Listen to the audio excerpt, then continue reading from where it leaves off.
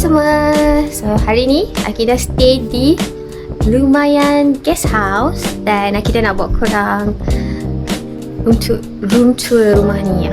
So ni rumah apa rumah tradisional. Jadi boleh buat sewaan untuk satu rumah. Dan ni perumahan dapur. Kita nak ceritalah kemudahan di kitchen ni apa yang ada.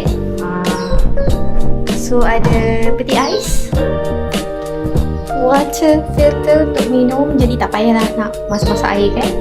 Ada cili, ada nak masak nasi, ada induction untuk masak apa-apalah korang nak masak. Dan ada toaster, blender pun ada korang, cawan-cawan, semua cukup lengkap lah lebih kurang. Yang penting lengkap untuk masak sendiri. Toilet dekat bawah ni ada dua.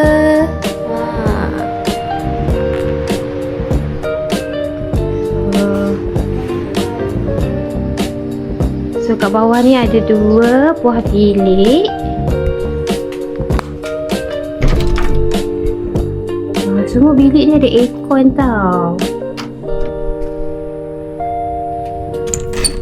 So ni bilik bawah satu lagi. Pun dah siap dengan aircon.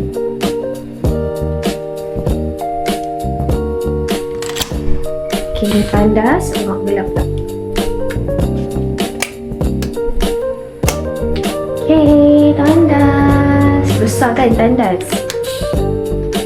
Okay. So Akidah nak bawa korang naik ke tingkat atas. Kat tingkat atas ni ada dua buah bilik lagi. So 4 family lah boleh stay. Nampak tak? Rasa dah rumah kayunya. Okay. Sini kanak-kanak, anak-anak boleh main. Mana lampu? Cik lampu sekejap. Nampak? Masih lagi traditional. Oh ni untuk kat luar punya. Inilah Swiss traditional. Siapa yang tak tahu, ini yang tamu, kipas. So ni bilik yang di tingkat atas lah. Pun ada aircon. Aircon ada. So jom kita buka tingkap. Tingkap pun masih tradisional lagi. Ada swimming pool. Wow. So macam main sangat. Apa? Saya nak mandi sangat, malas nak main. So Umar kena tunggu cousin Umar dulu. Rasa macam Umar nak pakai cili, lepas tu Umar lompat lagi.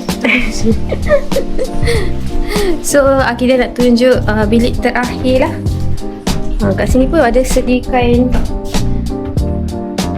air. Dan ni bilik terakhir, bilik atas. Dia lebih besar lah. Okay. So pun ada aircon juga.